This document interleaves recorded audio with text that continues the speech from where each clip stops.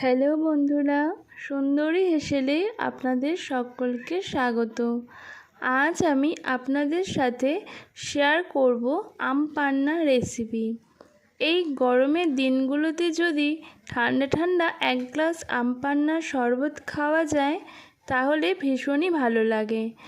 আর এই আম পান্নার শরবত রেসিপি একদমই সহজ, আপনারা যে কেউ বাড়িতে বানিয়ে নিতে পারবেন।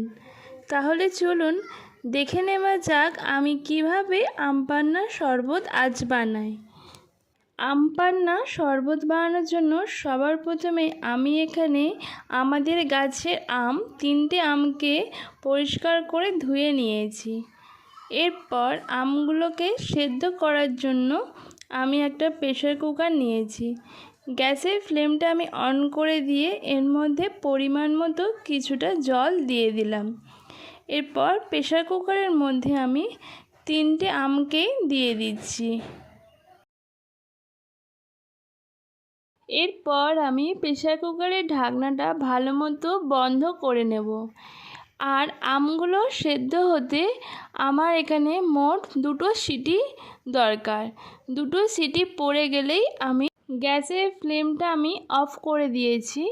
এরপর ঢাকনাটা খুলে আমি আমগুলোকে প্রেসার কুকার থেকে নামিয়ে একে একে একটা প্লেটের মধ্যে রেখে দিচ্ছি। প্লেটের মধ্যে আমগুলোকে রেখে আমি একটু ঠান্ডা হতে সময় দেব। ভালো মতো ঠান্ডা হয়ে আসলে আমি এরপর আমের খোসাগুলোকে ছাড়িয়ে নেব। এর জন্য আমি একটা ছুরির সাহায্যে এর খোসাটা মাঝ বরাবর কেটে ভালো মতো খোসাগুলোকে ছাড়িয়ে আমের পাল্পটাকে বার করে নিচ্ছি।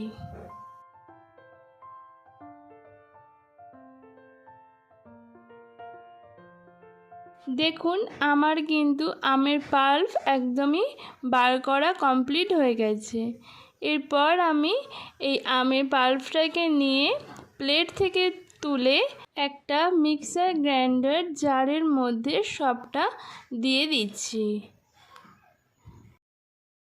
এরপর এর মধ্যে আমি 1 কাপ পরিমাণে জল দিলাম। এরপর আমি ভালোভাবে এটা স্মুথ পেস্ট বানিয়ে নেব। দেখুন আমার কিন্তু আমের এই পেস্টটা একেবারেই স্মুথ হয়ে গেছে।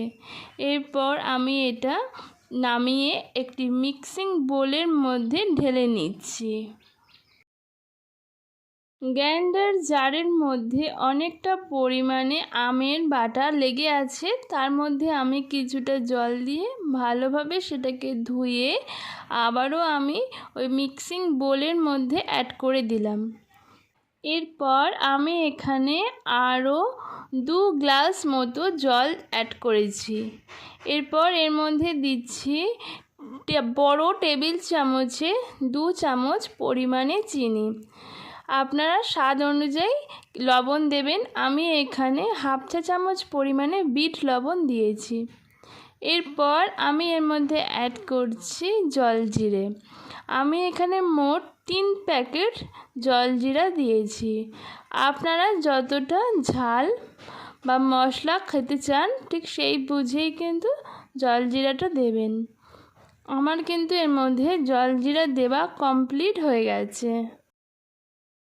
এরপর আমি সব কিছুকে খুব ভালো মতো একটি চামচের সাহায্যে মিশিয়ে নিচ্ছি। দেখুন আম পান্নার শরবতের কালারটা কতটা লোভনীয় হয়েছে। খুব ভালো মতো কিন্তু এটাকে মিশিয়ে নিতে হবে। আর চিনিটা গলা পর্যন্ত কিন্তু এটাকে ওয়েট করতে হবে। এরপর এর মধ্যে আমি দিয়ে দিচ্ছি বরফের কিউব। আমার কিন্তু শরবত রেসিপি একদমই হয়ে গেছে। এরপর আমি এটা পরিবেশন করার জন্য 2টি গ্লাসের মধ্যে ঢেলে নিলাম। আমার আজকের আম পান্না শরবত একেবারেই কমপ্লিট। এরপর আমি ওপর থেকে আরও 2টো করে বরফের কিউব অ্যাড করে দিলাম। আর খুব সুন্দর দেখতে লাগার জন্য 2টো পাতি লেবুর স্লাইস কিন্তু আমি অ্যাড করেছি। এটা অপশনাল, আপনারা চাইলে দিতেও পারেন আবার নাও দিতে পারেন। আমার আজকের আম পান্নার শরবত রেসিপি আপনাদের কাছে কেমন লাগলো সেটা অবশ্যই কমেন্টে জানাবেন। আর যদি ভালো লেগে থাকে তাহলে একটা ছোট্ট লাইক করে আমার সাথে থাকবেন। আর এই রকম নিত্য নতুন রান্না দেখতে অবশ্যই আমার চ্যানেলটাকে সাবস্ক্রাইব বা ফলো করে নেবেন। আর আমার দেখানো প্রসেস অনুযায়ী আপনারাও বাড়িতে এই রকমভাবে আম পান্নার শরবত একবার বানিয়ে দেখতে পারেন।